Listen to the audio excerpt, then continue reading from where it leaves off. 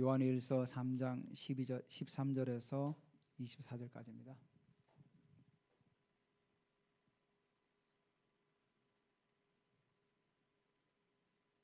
제가 13절, 여러분이 14절 교독합니다. 형제들아, 세상이 너희를 미워하여도 이상히 여기지 말라.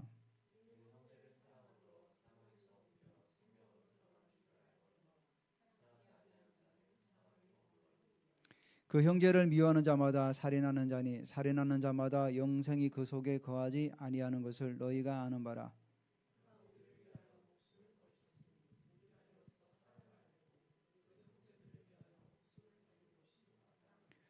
누가 이 세상의 재물을 가지고 형제의 궁핍함을 보고도 도와줄 마음을 닫으면 하나님의 사랑이 어찌 그 속에 거하겠느냐.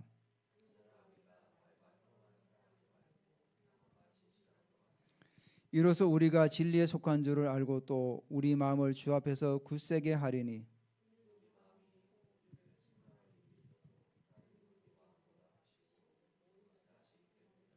사랑하는 자들아, 만일 우리 마음이 우리를 책망할 것이 없으면 하나님 앞에서 담대함을 얻고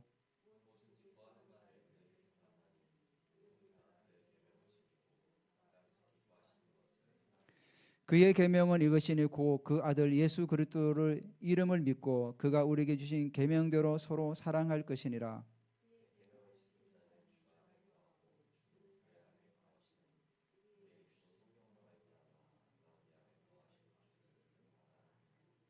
아멘. 네, 오늘 우리가 하나님 자녀의 삶이란 제목을 가지고 우리가 같이 또 말씀을 나누기를 원합니다. 우리가 신앙생활 하면서 우리가 어떤 계획을 하고 우리가 어떤 결정을 할 때 여러분 어떻게 결정을 합니까?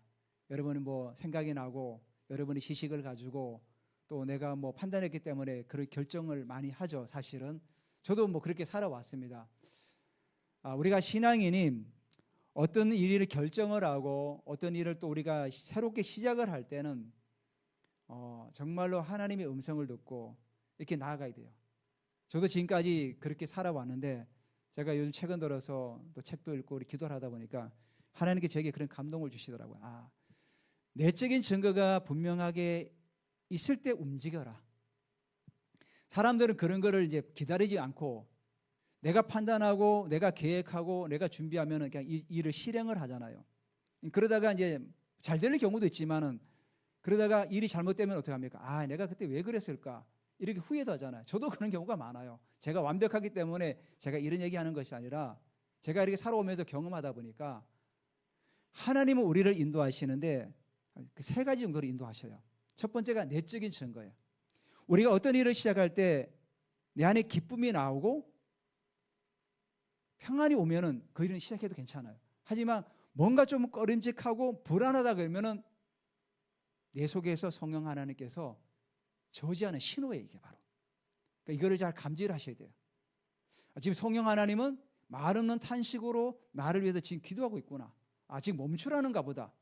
그 사인을 내한테 주시는, 내 영에 막 주는 거죠. 그러면은 일단 스톱을 하고 기도를 하는 거죠. 하나님, 내가 이런 계획을 가지고 지금 막 결정하려는데 내게 자꾸 불안하고 뭔가 좀 자꾸만 꺼림직합니다. 하나님 뜻이 뭡니까? 계속 질문하고 기도해야 돼요. 그렇게 기도할 때 하나님께서 우리에게 내적인 정말 세미한 음성을 들려주시는 거죠.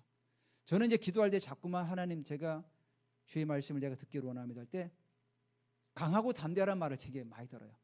강하고 담대하라. 내가 너와 함께한다. 그런 말씀을.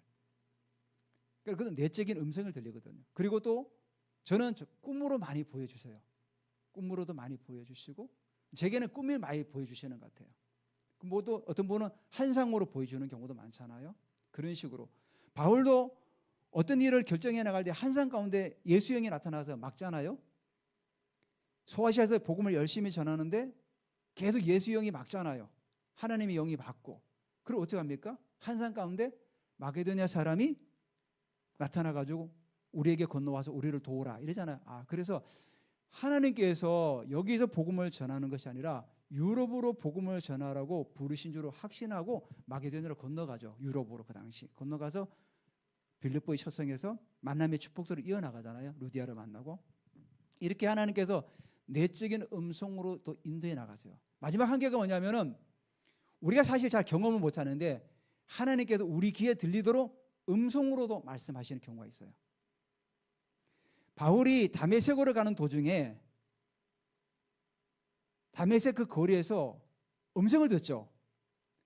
근데 바울만 듣고 다른 사람은 듣지를 못해요. 다른 사람은 뭐 천둥이 치는 것 같기도 하고 이러잖아요. 이렇게 하나님께서 분명하게 귀에다가 음성으로 들려주시는 때가 있어요. 바울아 바울아, 사울아 사울아 그러죠. 왜 나를 핍박하느냐. 그때 사울은 음성을 듣죠. 근데 주변 사람들은 그걸 못 들어요. 주변 사람들은 천둥이 쳤나 보다. 성경이 그렇게 말하고 있잖아요. 이렇게 분명하게 음성으로 들릴 때도 있어요. 베드로가 정오에 옥상에 올라가서 이제 지붕에서 기도하잖아요. 그때 어떻게 합니까? 한산 가운데 음성이 들리죠. 세 사람이 너에게 올 것이다. 그를 따라가라. 이렇게 이방인이 와서 데려가잖아요. 이렇게 분명한 음성으로 들릴 때가 있어요. 제가 예전에 한번 책을 읽다가 그 브라질 남미에서 사회 가시는 어떤 목사님이신데 이분이 비행기를 타고 가다가 귀에 들리는 거야. 멕시코로 가서 복음을 전해라. 그래서 제가 잘못 들었나 하고 주변 사람들에게 뭐 소리 안 들렸어요. 전혀 들리지 않았대. 또 가만히 있는데 또 들리더래요. 멕시코에 가서 복음을 전하라. 그래서 뭐 왜 이상하지? 왜 이런 소리 자꾸 들리지? 주변에 물어보니 또 안 들렸대요. 세 번째 또 들린 거예요. 멕시코로 가서 복음을 전하. 그래서 이분은 하나님께서 나를 멕시코로 가서 복음을 전하라고 부르셨구나. 그래서 멕시코로 가서 복음을 전하기 시작하면서 많은 사기를 했죠. 이분은 죽은 자도 막 살리는 그런 어떤 하나님의 정말 그런 은혜를 받았죠. 비행기를 타고 가다가도 사람이 죽었는데 2시간을 방언으로 막 기도하면서 사람을 살려내요. 그때 의사도 그 비행기에 탔대요. 의사가 보니까 의학적으로 사망이라고 하긴 했는데 2시간을 자기 아내랑 같이 씨름하면서 계속 방언으로 기도했어요. 결국 그 사람이 살아났어요. 그러니까 하나님께서 이렇게 우리를 인도해 나가시는 거죠. 물론 우리가 육신의 귀로 듣는 음성은 사실은 거의 없을 경우도 많아요. 하지만 우리에게 내적인 증거로 하는 경우는 많아요. 내적인 증거로. 그래서 여러분들 그거를 소홀히 여기지 마시라는 거예요. 그걸 소홀히 여길 때 결국 우리가 어려움을 당할 수 있고 또 빨리 가는 길을 돌아서 갈 수도 있다는 거죠. 그래서 내가 뭔가 일을 결정하고 시작을 할 때 뭔가 두렵고 뭔가 좀 아까 마음이 걸린다 그러면 그 일단 내려놓고 기도를 하세요. 하나님, 제가 이런 결정을 하려고 하는데 자꾸 내 마음에 이런 감동이 오는데 어떻게 하면 좋겠습니까? 계속 기도해 나갈 때 하나님께서 여러분에게 말씀하실 거예요. 그래서 우리가 신앙생활을 해도 이렇게 우리가 살아가지 않으면은 성령의 이런 어떤 민감하게 교제 속에 살아가지 않으면 결국 우리는 어떤 존재로 살아가냐면은 그냥 교회만 왔다 갔다 하고 내가 구원받은 거 하나로만 만족하고 살아가는, 더 이상 그 깊이까지 나가지 못하는 거죠. 그러면 우리가 세상 사람과 별반 다르게 없어요. 세상 사람도 자기들의 판단과 지식을 가지고 결정을 하잖아요. 우리도 똑같이 하면은 우리는 하나님 믿는 자녀가 세상 사람들을 이길 수가 없는 거죠. 그들은 주일날도 막 공부하고 막 준비하잖아요. 우리 주일날에도 예배를 드리잖아요. 그래서 우리가 하나님의 지혜가 필요한 거죠. 하나님 도와달라고. 오늘 우리가 하나님의 자녀의 삶에 이것도 굉장히 필요한 부분이에요. 오늘 첫 번째로 우리가 형제 사랑의 실천이죠. 13절을 한번 보시기 바랍니다. 형제들아, 내 세상이 너희를 미워하여도. 여러분, 여기 미워한다는 의미가 단순히 세상 사람들이 막 비난하고 이 정도가 아니에요. 여기서 세상이 너희를 미워한다는 의미는 박해가 시작됐다는 거예요. 박해가. 로마 황제가 이 당시에 누구냐면 도미티아누스예요. 그의 아버지가 베스피안 황제였죠. 그리고 그의 큰형이 티투스였어요. 베스피안은 전쟁에서 잔뼈가 굵은 군인이었어요. 그런데 고생도 많이 하고 어려운 것도 많았어요. 그래서 이 사람이 황제가 될 때는 굉장히 선정을 많이 베풀었어요. 그리고 그 형도 굉장히 어려운 환경 가운데 전쟁터에 맨날 그렇게 살다 보니까 그 형도 굉장히 어려웠어요. 근데 이 도미티아누스 이 사람은 로마 황궁에서 태어나서 나이 차이가 많이 나요. 티투스랑. 티투스가 아시죠? 로마가 예루살렘을 멸망시킬 때 그 장본인이 바로 티투스예요. 티투스예요. 그 사람이 자식이 없다 죽다 보니까 동생이 왕위를 이제 황제 자리에 오른 거예요. 그러니까 이 도미티아누스는 어렵게 자라질 않아가지고 한국에서 있다 보니 굉장히 자기 고집도 세고 굉장히 난폭했다고 그래요. 그래서 제가 로마 책들을 이렇게 역사를 많이 읽어보면은 로마의 처음에 그 시저 있지 않습니까? 영어로 시저, 가이우스. 이 사람은 굉장히 또 정치를 잘했잖아요. 똑똑하고. 그래서 사람들이 이 사람이 죽을 때 신으로 추앙을 해요. 왜냐하면 로마는 그냥 온갖 많은 신들을 다신론을 믿는 사람들이기 때문에. 근데 이 도미티아누스는 자기도 죽어서 신이 아니라 살아있을 때 신으로 추앙받기를 원했던 거예요. 그러다 보니까 기독교인들하고 많이 부딪힌 거예요. 티투스나 베스티아는 예루살렘을 멸망했지만 유대교를 인정해 줬어요. 하나님을 예배 드리는 걸 인정을 해 줬어요. 성전 반세계를 내는 거 다 인정이 됐어요. 근데 이 사람은 인정을 하지 않아요. 오히려 주피터 신전에다 바치라 그거를. 이렇게 해서 하게 됐죠. 그러다 보니까 유대교랑도 부딪히고 기독교랑은 더 많이 부딪히죠. 우리의 주는 누굽니까? 예수 그리스도잖아요. 근데 고백을 해야죠. 우리의 주는 도미티아누스 황제입니다. 이렇게 고백을 해야 되는 거죠.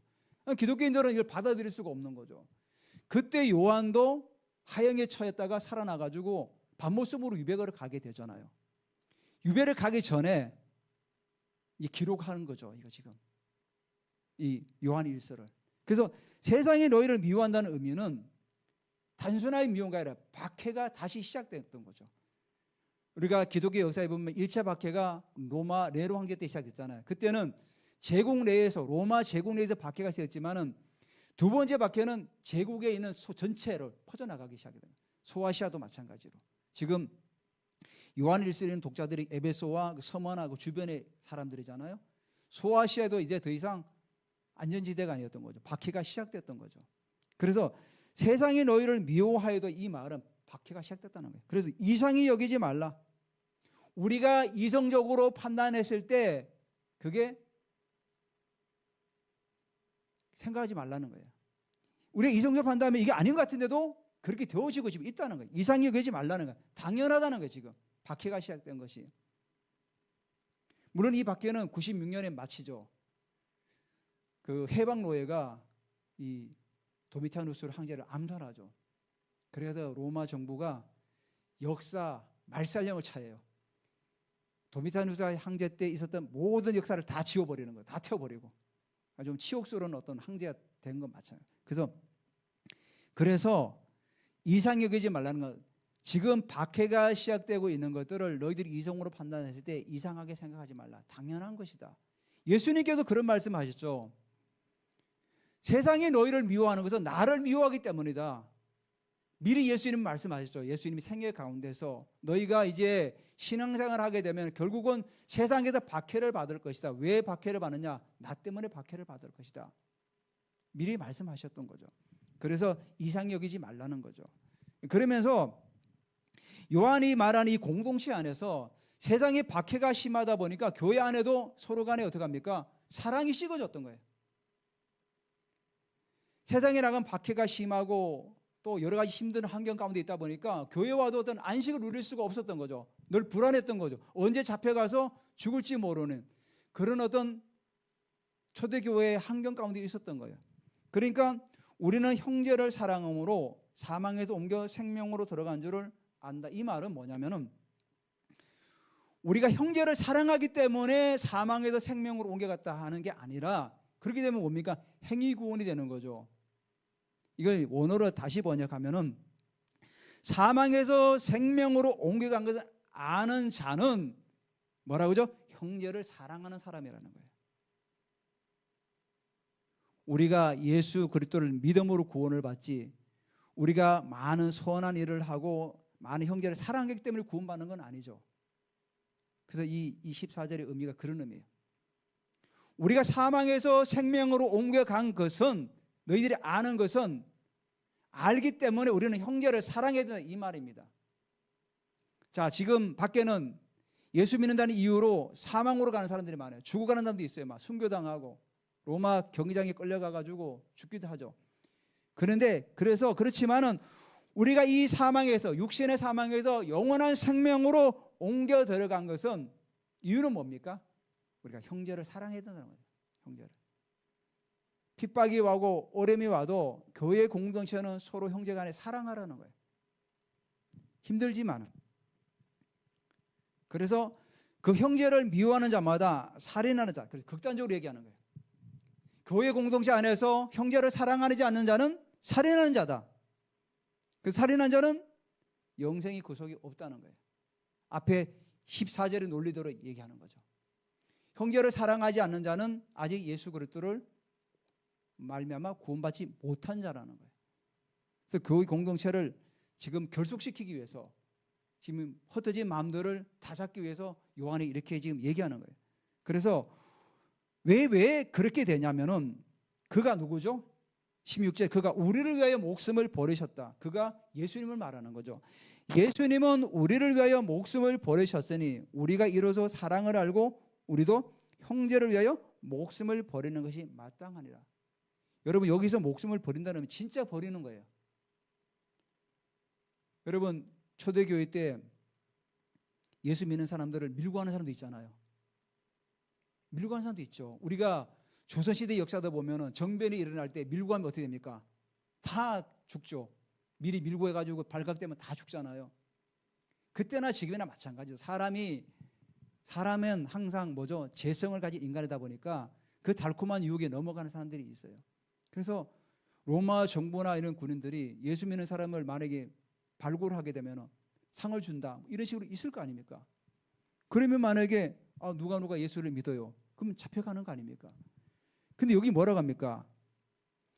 비록 내가 잡혀가서 목숨을 잃을지라도 형제들을 팔지 말라는 거예요. 사실은 여기 나오죠.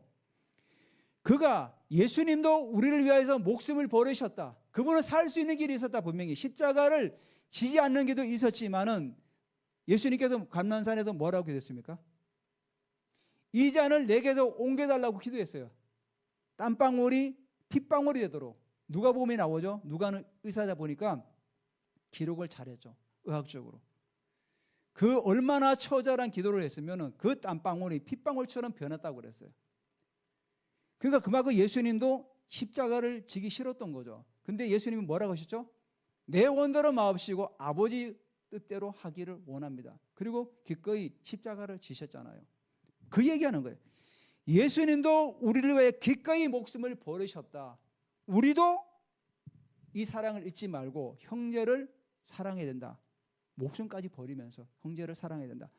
교회 공동체 안에서 정말 형제를 위해서 내가 순교의 제물이 되더라도 발설하지 말고 형제를 사랑하라는 거예요. 우리가 그냥 여기서 말하는 그 의미가 그 당시에는 엄청난 압박감이 있었고 힘든 환경 가운데서 지금 얘기하고 있는 거예요. 형제를 배신하지 말라는 거예요. 끝까지. 죽어도 배신하지 말고 차라리 네 목숨을 버리더라도 그 형제를 사랑해라. 그 얘기하는 거예요. 그러면서 17절에는 현실적인 문제를 얘기하는 거죠. 또 누가 이 세상의 재물을 가지고 형제의 궁핍함을 보고도 도와줄 마음을 닫으면 하나님의 사랑이 어찌 그 속에 있겠느냐. 순교를 당하고 핍박을 당하다 보니까 재산을 다 뺏기잖아요. 뺏기다 보면은 직업도 없고 나가서 일할 수도 없잖아요. 그러니까 당연히 어렵게 사는 거죠. 초대교회를 시작할 때는 처음에는 공동체가 어디였습니까? 자기 재산을 팔아가지고 사도들의 발 앞에 두니까 사도들이 그걸 나눠가 줬잖아요. 그때는 정말 아름답게 시작했지만 사람이라는 게 좋을 때는 몰라요. 하지만 어려운 환경이 닥치면은 자기들의 본성이 나오죠. 제약된 본성이 나와요. 그러니까 교회가 힘들고 어려우니까 이제는 어떻게 합니까? 나만 먹고 살아야 돼. 꽉 쥐고 있는 거죠. 어린 형제가 어려움을 당하도 외면하고 있는 거죠. 교회가. 그래서 이 세상의 재물을 가지고도 형제의 궁핍함을 보고도 도와줄 마음이 없다면 그 사람은 하나님의 사랑이 그 속에 없다는 거예요. 그래서 18절에 자녀들아 우리가 말과 혀로만 사랑하지 말고 행함과 진실함으로 하자. 입으로만 야 덥게 해, 잘 먹고 살아, 따뜻하게 살아 이렇게 하지 말고 정말로 뭐죠? 도와주라는 거예요. 야고보도 그런 얘기했죠.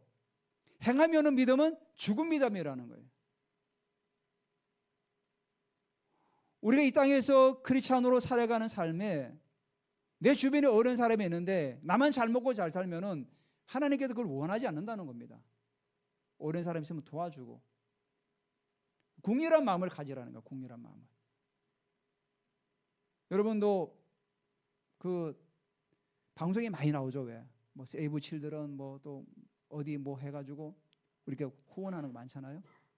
한 달에 10,000원, 15,000원 후원하는 것도 있고. 우리가 신앙이라면 그렇게 섬겨야 되는 거죠. 그래서 우리가 말과 혀로만 사랑하지 말고 행함과 진실함으로 그렇게 살아가라는 거예요. 자, 그럴 때 19절 이로써 우리가 정말 하나님 말씀대로 살아갈 때 이로써 우리가 진리에 속한 줄 아는 진리에 속한 줄 알고 우리 마음을 주 앞에서 굳세게 하리라. 이 말씀이 뭡니까? 진리가 너희를 자유케 한다 그랬잖아요. 진리가 예수 그리스도예요. 그러니까 다시 말해서 예수 그리스도 안에 있는 사람은 어떤 환경에 있어도 흔들리지 않고 굳세게 하신다는 거죠. 여러분 바울이 전도 사역을 마치고 예루살렘을 복귀하는 가운데 빌립의 그 세 딸이 처녀가 3명이 예언을 했어요. 그때 아가보로 하는 사람이 같이 와가지고 예언을 해주는데 바울의 그 띠를 달라고 하면서 그 띠를 가지고 예언을 해요. 띠를 자기 자신을 묶고요. 그러면서 이렇게 얘기를 해요. 성령께서 말씀하셨다고 그래요. 분명히 이 아가보도 자기가 생각대로 한 게 아니라 성령께서 말씀하게 했어요. 이 띠를 이렇게 가지고 있는 사람은 예루살렘 이렇게 결박을 당하고 이방인에게 넘겨줄 거라고 그래요. 그래서 모든 사람이 예루살렘에 가는 걸 말려요. 가지 마라. 가게 되면 잡혀서 이방인의 손에 넘겨질 거다. 이방인 누굽니까? 로마에게 넘겨질 거다. 근데 바울은 어떻게 하죠?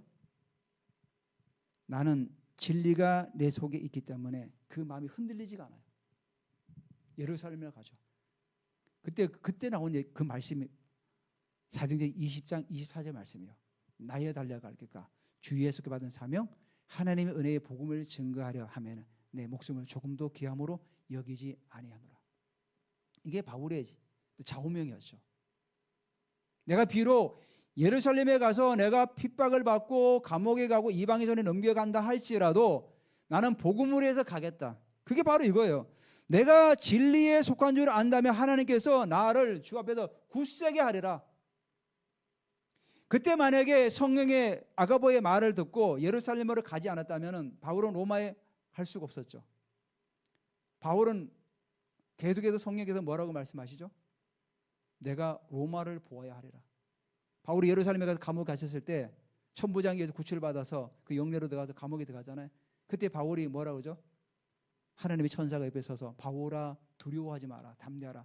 내가 로마를 보아야 하리라. 바울이 처음에 받은 소명이 뭐였습니까? 아나니아 그 형제를 통해서 뭐를 받았죠? 너는 임금들과 그죠? 이방인을 위한 택한 나의 그릇이라 그랬잖아요. 여러분 그 당시에 세계 최고의 나라가 로마 아닙니까? 로마를 가야 되죠. 제가 서두에 말씀드렸지만 도미티아누스 황제 때 복음이 어디까지 들어간지 아십니까? 도미티아누스의 사촌까지도 복음을 들었어요. 그 조카도 복음을 듣고. 근데 이 사람이 워낙 폭군이다 보니까 자기 사촌도 죽이고 자기 조카도 다 죽여요. 처형을 해요. 복음이 예전에 1세기 처음에 시작될 때는 어떻게 노예들로부터 시작했던 이 복음이 로마의 상류층까지 올라간 거예요. 그 영향이 어디 있었다고 봅니까? 바울이 로마 감옥에 있으면서 시대에게 복음을 전했잖아요. 시대는 누굽니까? 황제의 건의대, 황제의 경호부대예요. 그 시대에서 복음을 전하니까 고위층의 복음이 증거되기 시작했던 거죠. 그래서 로마 교회는 바울이 직접 전한 교회가 아니에요. 자생적으로 태어난 교회가 로마 교회예요. 자생적으로. 그러니까 바울이 이때 만약에 가지 않았다 하면 로마의 그 복음화가 이루어질 수 있을까요? 그래서 우리가 진리에 속한다 안다면은 우리 마음을 주 앞에서 굳세게 하린다는 하나님께서.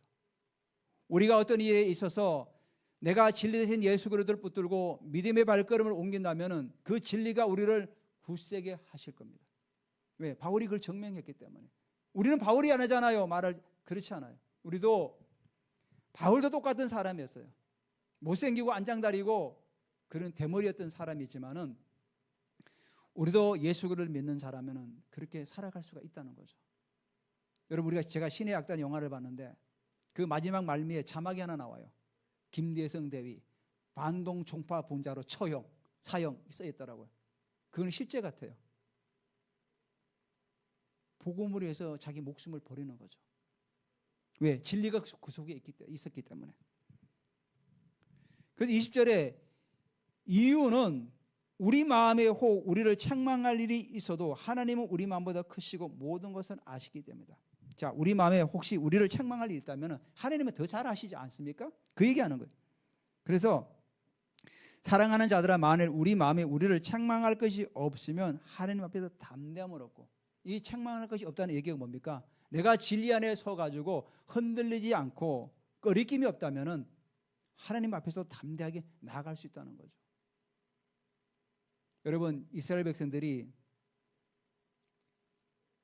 가나안을 들어가기 전에 정탐꾼을 보내죠. 여리고로 정탐꾼을 보내죠. 여리고 정탐꾼 2명이 들어가도 어디 들어갑니까? 기생 라합의 집에 들어가요. 기생 라합의 집은 성벽 위에 있는 집이에요. 그때 그 성문을 지키던 사람들이 이상한 사람이 들어왔다는 걸 알고 라합의 집으로 쳐들어오죠. 근데 라합은 이미 그 사람들을 지붕 위에 갈대 위에다가 숨기고 두고는 그 사람들이 이미 떠났다. 지금 쫓아가면 금방 잡을 수 있겠다. 이렇게 거짓말을 하죠. 이게 뭡니까? 라합이 하나님을 믿는 믿음이 있었다는 거죠. 성경이, 옛날 성경이 말해요. 상천하지 하나님이라 그래. 상천하지. 내가 들었는데 그 하나님은 홍해를 가르고 아말렉 족속을 멸하고 애굽의 모든 군대를 물에 수장시키는 어마어마한 하나님이 지금 오고 있다는, 군대가 오고 있다는 거예요. 그래서 상천하지 하나님이라, 상천하지. 하늘과 땅의 하나님이라는 거예요. 모든 걸 주관하신 하나님. 그 하나님을 기생 라합을 들었던 거죠. 그러니까 믿었던 거죠. 그러니까 담대함이 생긴 거죠. 왜냐하면 자기들의 공동체 안에서 배신자 되면 어떡합니까? 죽임을 당할 수 있지 않습니까? 근데 뭐라 그러죠? 사랑하는 자들아, 만일 우리 마음이 책망할 것이 없지만 하나님의 담대함을 얻고, 라합은 담대함을 가졌던 거죠. 그러니까 그 두 정탐꾼을 숨겨주고도 당당했던 거죠. 쫓아가면 잡을 수 있다. 지금 빨리 쫓아가라.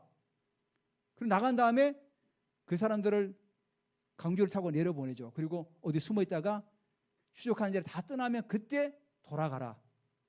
나중에 라합이 어떻게 됐습니까? 구원을 받았죠. 붉은 줄을 내려서 구원을 받았죠. 그리고 그 여리고는 전부 다 죽임을 당했잖아요. 바로 하나님 앞에서 우리가 책망할 것이 없이 담대함을 가지면 이런 삶을 살아갈 수 있는 거죠.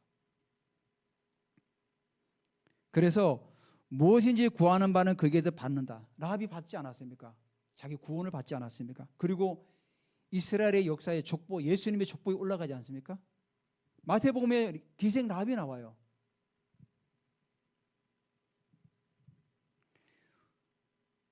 뭐든지 구하는 바를 20절에 그에게서 받나니 이는 우리가 그의 계명을 지키고 그 앞에서 기뻐하시는 것을 행함이라. 자, 그래서 22절에 그의 계명이 뭐라고 합니까? 그의 계명 곧 그 아들 예수 그리스도의 이름을 믿고 그가 우리에게 주신 계명대로 서로 사랑하는 것이라. 여러분, 믿음과 사랑이 동떨어져 있습니까?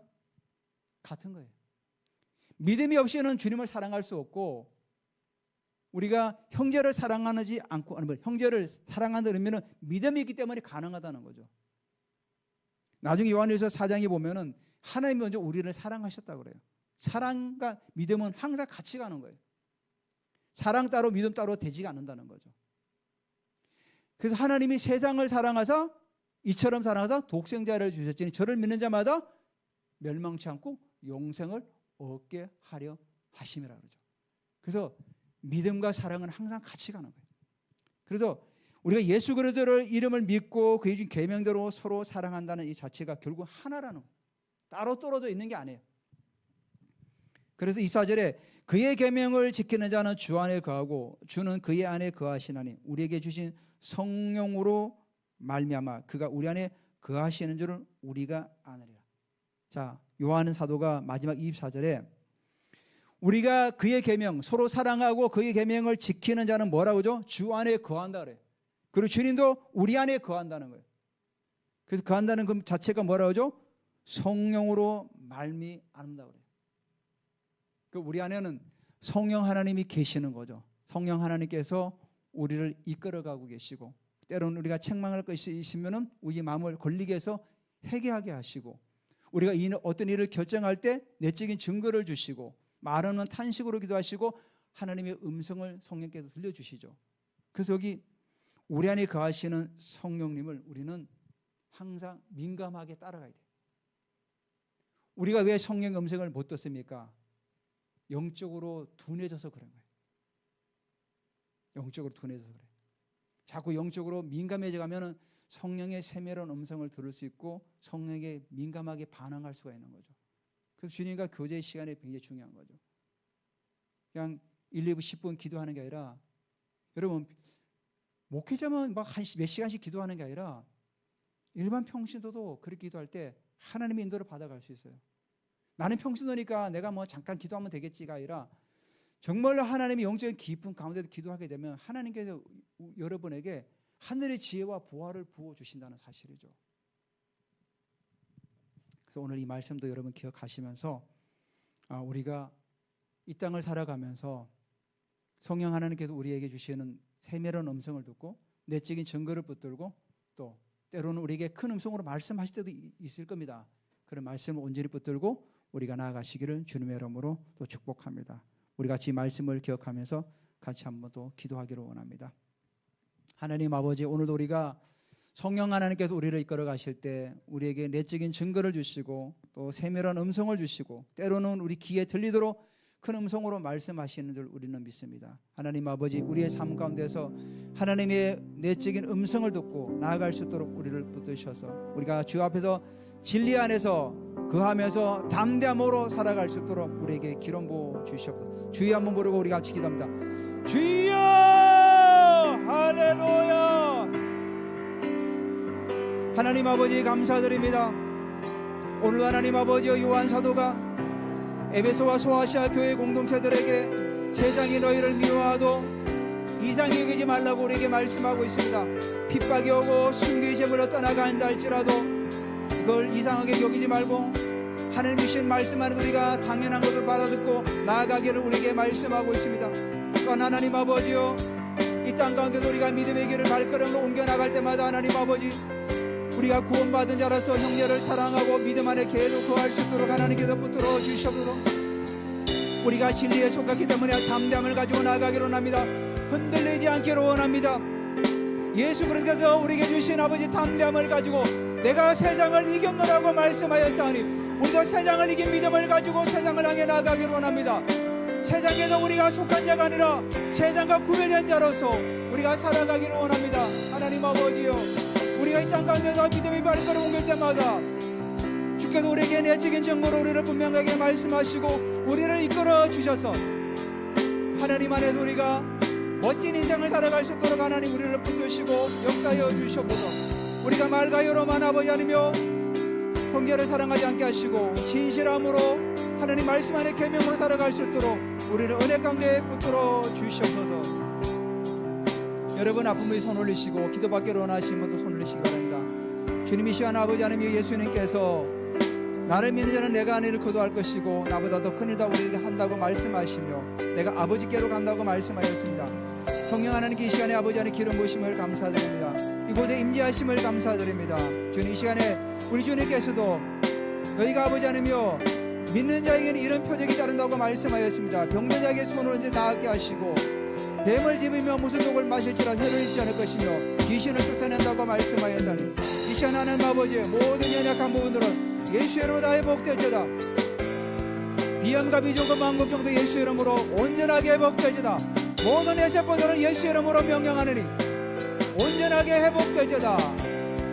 모든 내 세포들은 예수의 이름으로 온전하게 회복될지어다. 주님, 이 시간 태의 문을 열어주시옵소서. 닫혀있는 태의 문을 하나님 열어주시옵소서. 내가 예수 이름으로 명령하느니 태의 문은 열릴지어다.